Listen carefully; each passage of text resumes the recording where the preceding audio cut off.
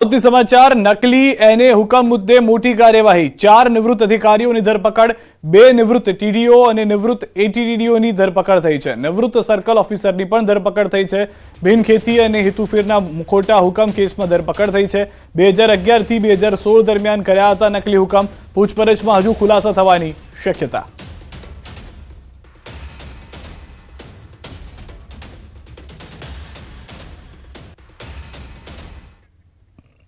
तो बिनखेती हेतुफेરના ખોટા હુકમ કેસમાં ધરપકડ થઈ ગઈ છે। સફળતા મળી ચૂકી છે। 2011 થી 2016 દરમિયાન કર્યા હતા નકલી હુકમ। જે જાણકારી મળી રહી છે તે નકલી અને કેસમાં નિવૃત્ત અધિકારીઓ હવે સકંજામાં આવી ગયા છે। જેને વિગતવાર તપાસ કરતા તપાસ દરમિયાન જે તે વખતના 2 ટીડીઓ સીએમ બારિયા કે જે ઇન્ચાર્જ ટીડીઓ હતા, ડીકે સંગાડા કે જેઓ પણ ઇન્ચાર્જ ટીડીઓ હતા, ત્યારબાદ પીએસ આંબલિયાર કે જે ઇન્ચાર્જ એ ટીડીઓ હતા અને એમ કે તાવિયાડ કે જે તે સમયના સર્કલ અધિકારી હતા। આ 4 લોકોનું ઇન્વોલ્વમેન્ટ હોય એવું તપાસ દરમિયાન જણાયા હતા। એ 4 લોકોની હાલમાં અટક કરવામાં આવેલી છે।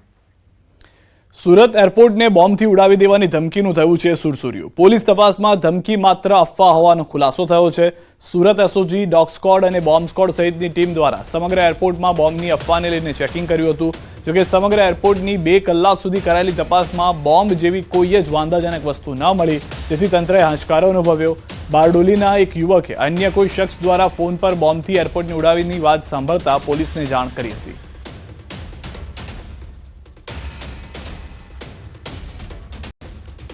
મોરબીના ટીમડીના પાટિયા નજીક આરટીઓ અને ટ્રક ચાલકો વચ્ચે બવાલ થઈ છે। આરટીઓ ચેકિંગ સ્ટાફની ગાડીમાં દારૂની બોટલ મળ્યાના આક્ષેપ સાથે વિડીયો વાયરલ થયો છે।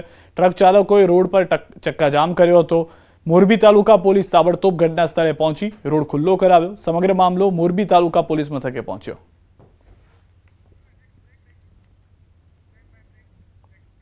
હાલ રોકાઈશું એક વિરામ માટે। આપ જોડાયેલા રહો ગુજરાતની number 1 news channel news 18 Gujarati સાથે।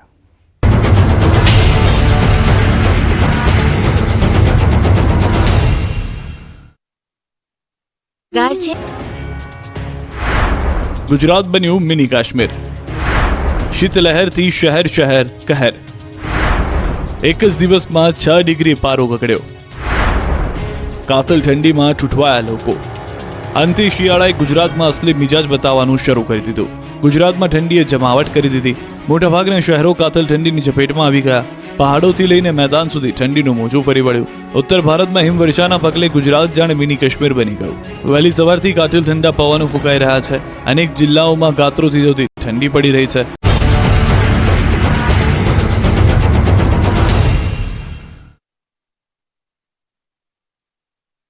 युवकनी हत्या करनार आरोपीओने पोलीसे कराव्યું છે કાયદાનું ભાન। પોલીસે આરોપીઓનું સરઘસ કાઢી કાયદાના પાઠ ભણાવ્યા।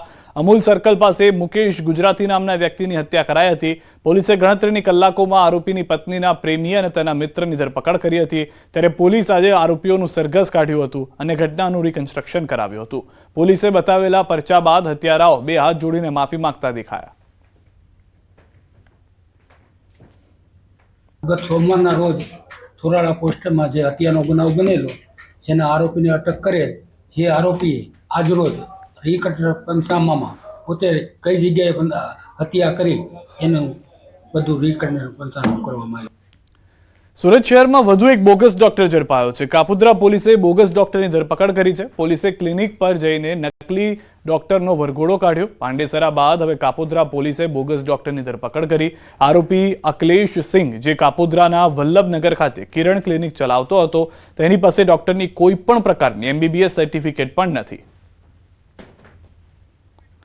तो 2 દ્રશ્યો આપ જોઈ રહ્યા છો। હત્યારાનું સરઘસ કાઢવામાં આવ્યું છે એક તરફ, અને બીજી તરફ રાજકોટ બાદ સુરતના દ્રશ્યો મેં આપને બતાવી રહ્યા છે કે જ્યાં આગળ બોગસ ડોક્ટરનું પણ વરઘોડો કાઢવામાં આવ્યો હતો, જેથી લોકો ભવિષ્યમાં આવા બોગસ ડોક્ટર પાસે જતા 2 વાર વિચારે।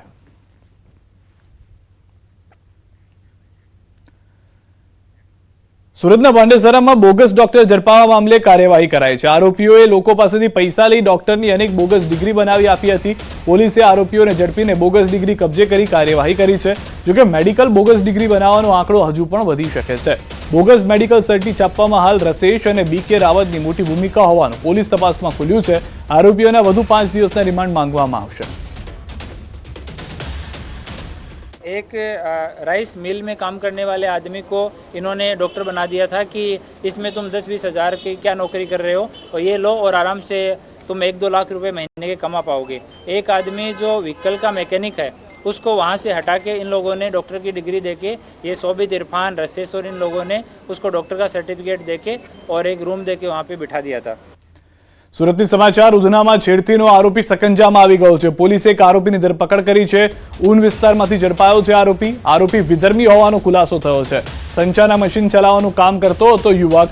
સુરતના ઉધના વિસ્તારમાં અંજના સ્થિત અમન સોસાયટી નજીક આરોપીએ યુવતીઓની છેડતી કરી હોવાની ઘટના સીસીટીવીમાં કેદ થઈ હતી, જેને લઈને સોસાયટીના ઉપપ્રમુખે પોલીસમાં અરજી પણ કરી હતી. પોલીસે ફરિયાદ અને સીસીટીવીના આધારે અલગ અલગ ટીમ બનાવી તપાસનો ધમધમાટ શરૂ કર્યો છે.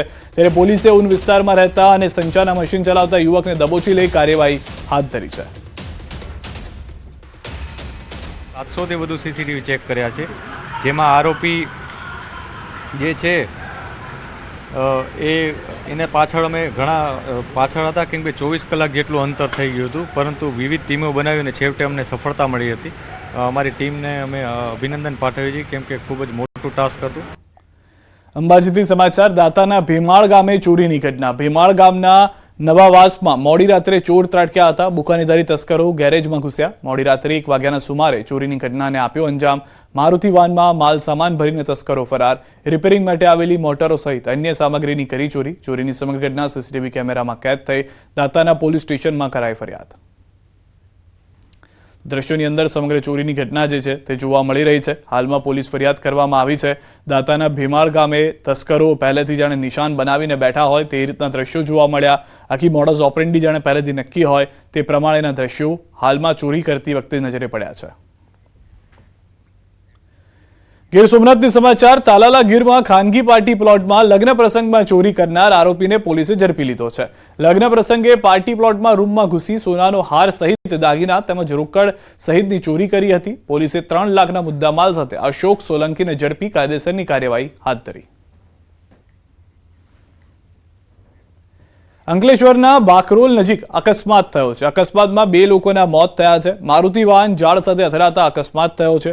સ્ટીયરિંગ પરથી કાબુ ગુમાવતા થયો છે અકસ્માત. હાલમાં અકસ્માતને લઈને વધુ જાણકારી પ્રાપ્ત કરવામાં આવી રહી છે. સ્થાનિક પોલીસની ટીમ ત્યાં આગળ ઉપસ્થિત છે.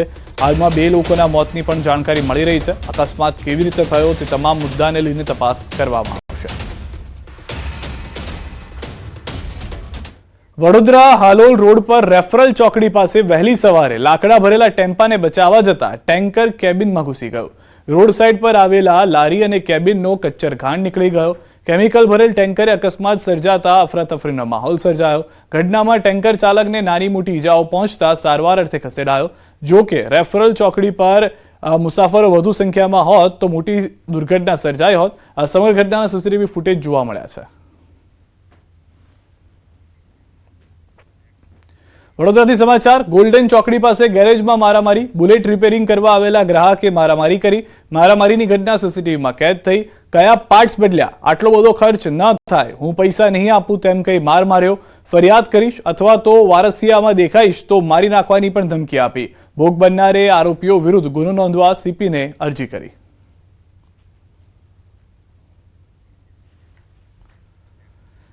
આ તરફ